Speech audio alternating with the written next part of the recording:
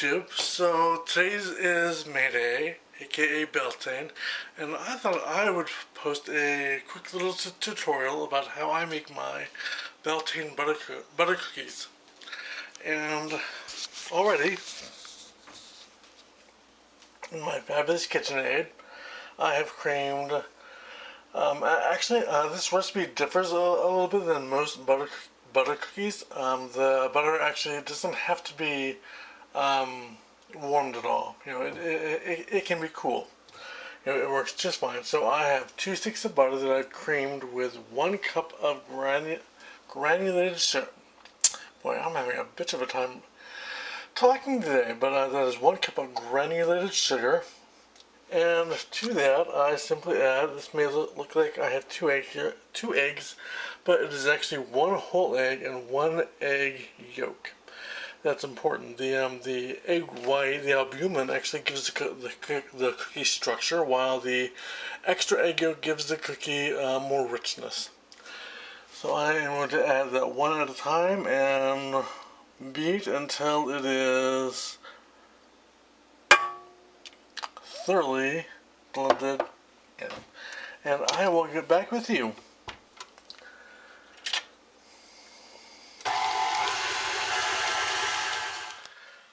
Alright, so now I am going to be adding the flavorings, and already I've added, about a 1/4 teaspoon of freshly grated nutmeg. I personally recommend freshly grated nutmeg because if you buy it pre-ground, it loses a lot of its potency and flavor. And when I put these to chill, I will tell you all about an experience I had recently eating way too much nutmeg. So after the nutmeg, I am just going to be adding 2 teaspoons of vanilla extract or vanilla emulsion if you can find it. Emulsions actually retain much more of the butter flavor. Oh, and by the way, I have beat the eggs and the butter and the sugar until they're light and fluffy. Really fluffy. And I have 1½ teaspoons of Chinese cinnamon. I can find it at Penty Spices, or you can find it at a really good spice house.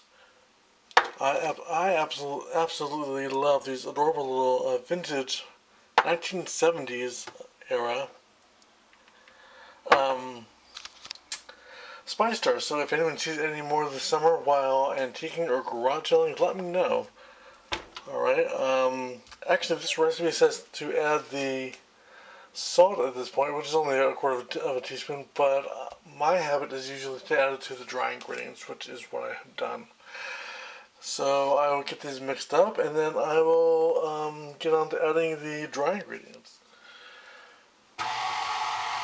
Okay, I am just mixing in the flour, and you want to stir it just until the flour is just mixed in. You never want to overwork the flour. Otherwise, you get a tough cookie. And that is 2½ cups of all-purpose flour. This recipe doesn't actually have a leavener in it, which means that it retains its shape really well once rolled. You know, and personally as a witch, I would love to roll these and cut out amazing green man shaped cookies for Beltane, but I don't know of a single retailer that makes, let alone sells, green man shaped cookie cutters. If you do, let me know. Honestly, I was surprised to find out that I can't even find them in England.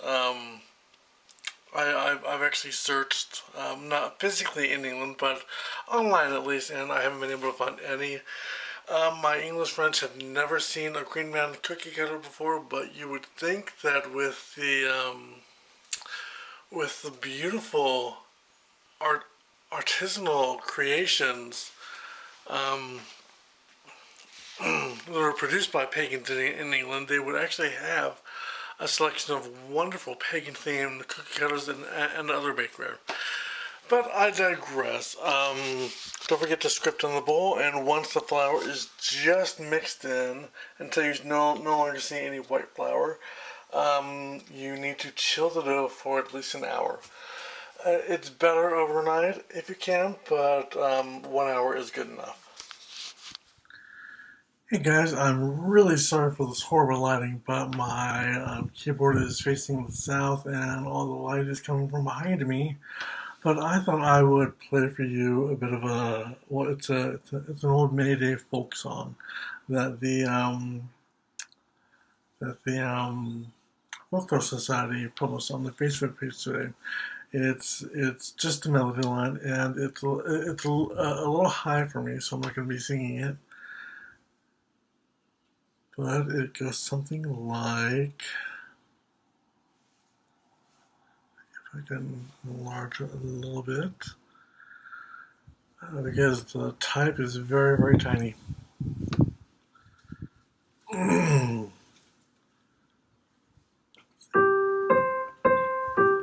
Yeah. Good morrow, lords and ladies. Ladies, it is 1st of May. We hope you are garlands. They are so bright and gay. To the greenwood we will go. To the greenwood we will go, go, go.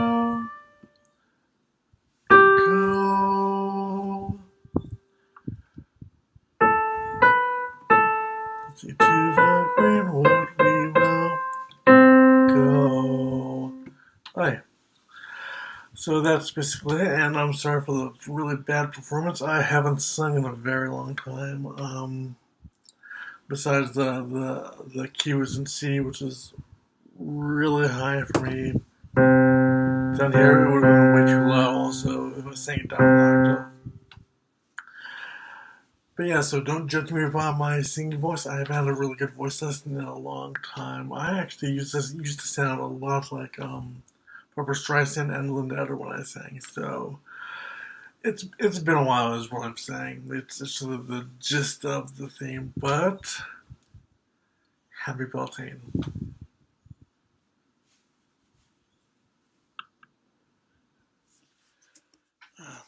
I would really like to see what that song would sound like if I put it in a better key for my voice anyway. And definitely added some chords underneath it because some of those melody notes were a bit of a reach. It was really jumping around a bit. So I was going to tell you about my little experience taking. Oh, that's distracting.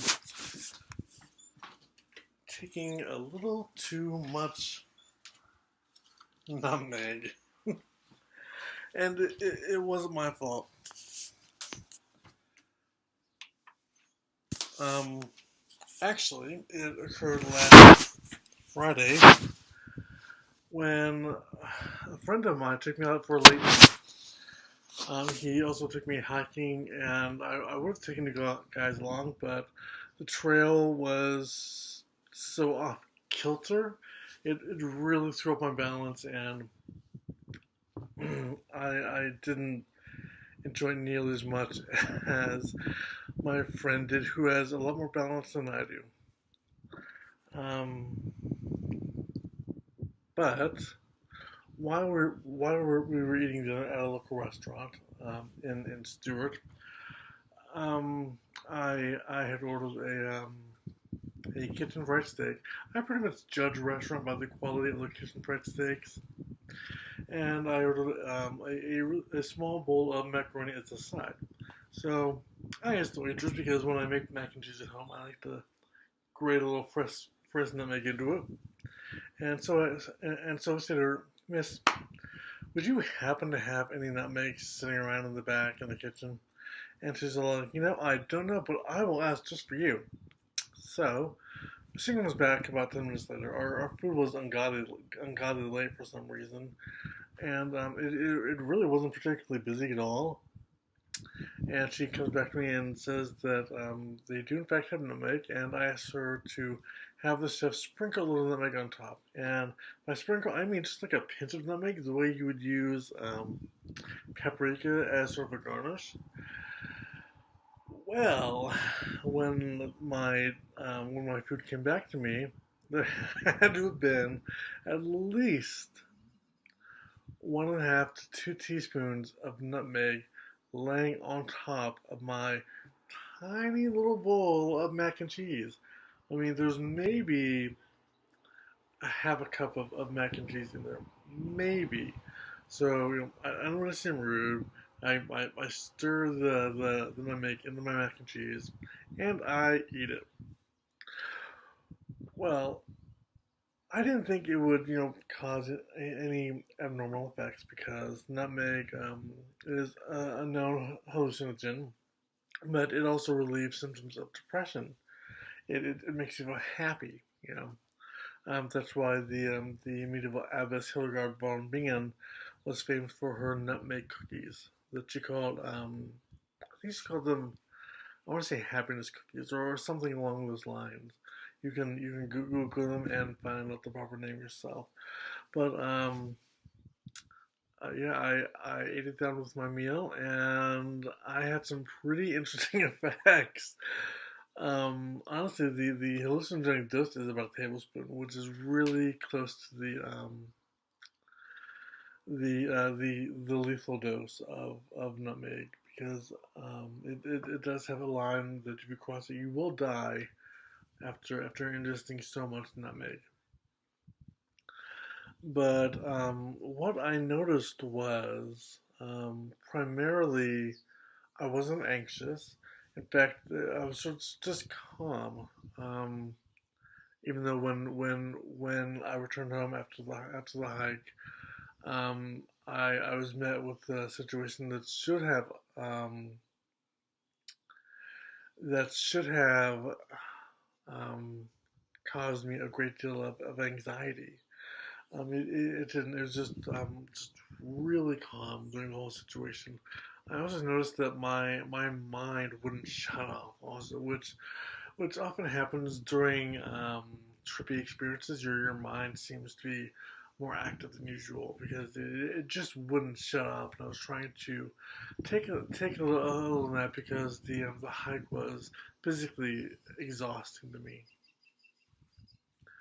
But after I woke, I had fixed myself a plate of dinner, and I decided to drink some OJ with it. And I tell you, that OJ was the most delicious OJ I have ever had in my entire life. It was so yummy. It's like it was just naturally sweet, not a bitter part to it. Um, the next morning, though, Mom asked me what I thought of the OJ, and I was like, "Oh my god, it was delicious! It was the best ever! I want more. How can I hook it to my vein?" And she's like, "Really?" Because it tasted really bitter and even green to her. So I grab a second bottle and I drink it, and sure enough, it tasted bitter and green and not quite ripe. So apparently, it also has effects on your tastes, perhaps. Um, I did notice though that while I was trying to take a nap, even though I had drank I don't know how much water and tea after dinner, so I shouldn't have had any nutmeg smell on me at all, especially after washing my hands as many times as I did because I had been out hiking, my hands were grimy, but my hands smelled like nutmeg and my breath smelled strongly of nutmeg. I was also really, really lovey-dovey too for about 24 hours afterwards. I almost caught myself telling one of my cousins, "I love you," as he was leaving the house, which I never do.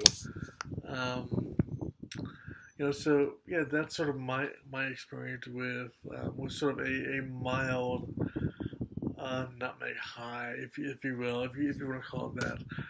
So, I will get back to my cookies, and all they need to do now is be baked. So I will get with you in just a second.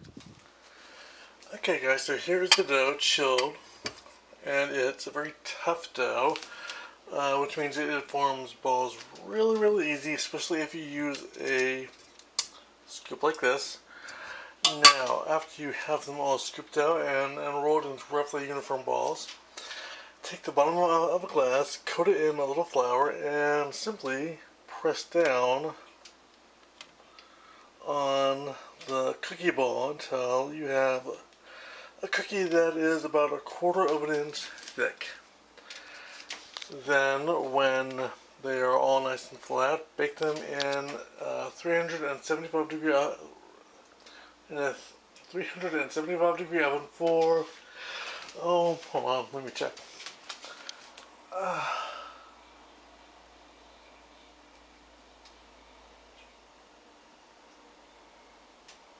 For 6 to 8 minutes. Alright guys, here are my finished cookies. My second batch is baking in the oven, and this recipe yields about 24 cookies, give or take. And they are like a really rich shortbread. Really soft and chewy, and mildly spicy. And you know what? I wish you all a wonderful, a fabulous Beltane. I was outside earlier today checking the mail, and people's lawns are just littered with violets and dandelions, and they hadn't been in the days previously. It was only today that the dandelions and the violets really sprang up, which I consider a personal Beltane blessing. You know, in my area of Iowa, you take the blessings where you can find them, and I think that's one. So until next time, my witches, keep calm and witch on. If I could recommend only one book on herbal magic until mine is published, it would be this book. So if you need to bake, borrow, or steal from this book, don't really steal from it. I'm just kidding. You know, I don't want to get into trouble for recommending thievery, but